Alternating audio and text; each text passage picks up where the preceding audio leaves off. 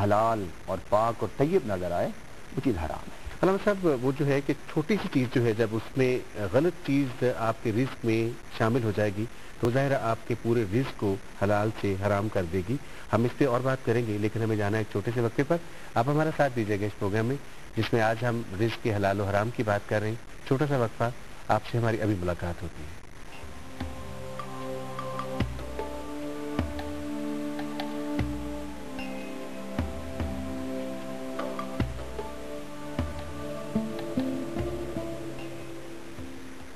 آپ سب کو ایک بار پھر خوش آمدید کہیں گے اس پروگرام میں جس میں آج ہم رزق کے حلال و حرام کی بات کر رہے ہیں، اور علامہ صاحب بڑی خوبصورت گفتگو کر رہے تھے وقفے سے پہلے۔ اب پھر ان سے کچھ سوالات ہیں جو ہم جاننا چاہیں گے۔ علامہ صاحب یہ کرتے ہیں ان کو کچھ اختیارات حکومت کی طرف سے دیے جاتے ہیں،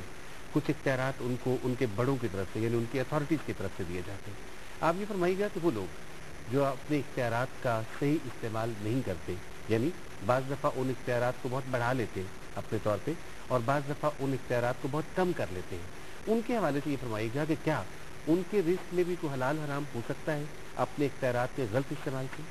یقیناً اختیارات سے تجاوز کر کے کسی کام کو کرنا یا کروانا اپنے لیے یا کسی دوسرے کے لیے منفعت اور مفاد کو اکٹھا کرنا یہ حرام ہے۔ اس مسئلے سے تھوڑی سی ملتی جلتی ایک مثال ہے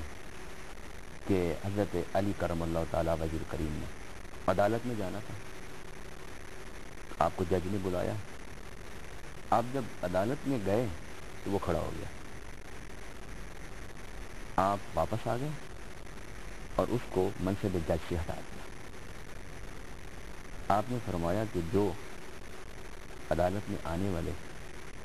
ملزموں کے احترام میں کھڑا ہو وہ منصب عدالت پر بیٹھنے کے قابل نہیں ہے۔ اب اس جج نے حضرت علی کرم اللہ تعالیٰ وجہ کریم کو بحیثیت امیر المومنین کھڑا ہو گیا، جبکہ جو اس کا منصب ہے اس کا تقاضا یہ تھا کہ وہ یہ نہ کرے۔ اس نے اپنے حدود سے اپنے اختیارات سے تجاوز کیا، اس پر تنبیہ کی سیدنا علی کرم اللہ تعالیٰ وجہ کریم نے اس کو معطل کر دیا۔ حدود اور اختیارات سے اگر کوئی بیٹھا ہوا شخص تجاوز کرتا ہے تو وہ تجاوز کرنا بھی رشوت ہے، وہ تجاوز کرنا بھی گناہ ہے۔ اس لیے تو قرآن پاک میں اللہ نے فرمایا کہ تمہارے پاس کوئی بھی آئے تم نے بات اس سے اور معاملہ اس سے میرٹ پر کرنا ہے۔ اگر آپ حدود سے تجاوز کرتے ہیں تو میرٹ ختم ہوتا ہے، اور میرٹ کا ختم ہونا ہی ظلم ہے۔ یعنی دوسرے لفظوں میں آپ یوں کہہ سکتے ہیں حدود اور اپنے اختیارات سے اوپر جا کے یا اپنے اختیارات کا ناجائز استعمال کر کے کوئی منفعت حاصل کرنا یا کسی کو فائدہ پہنچانا یہ کسی دوسرے کے ساتھ ظلم ہے۔ ایک طرف تو فائدہ ہو رہا ہے نا ایک انسان کو کہ آپ اپنے تجاوزات سے تجاوز کر کے کسی کو فائدہ پہنچا رہے ہیں، یا اپنے اختیارات اور منصب اور عہدے سے ناجائز فائدہ اٹھا کے ایک کو فائدہ پہنچا رہے ہیں، تو عین اسی وقت آپ کے اس عمل سے دوسرے کو نقصان ہو رہا ہے، دوسرے پر ظلم ہو رہا ہے۔ اس لیے اختیارات کے حدود کے اندر رہتے ہوئے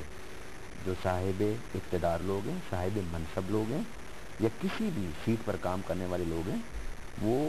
اس پر رہتے ہوئے کام کریں جس کو ہم میرٹ کہتے ہیں،